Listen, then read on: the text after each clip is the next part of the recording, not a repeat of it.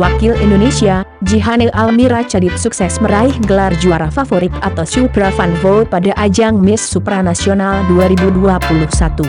Hal ini diketahui saat malam Grand Final Miss Supranasional 2021 yang digelar di Małopolska, Polandia, pada Sabtu, 21 Agustus 2021, waktu setempat atau Minggu, 22 Agustus 2021, dini hari.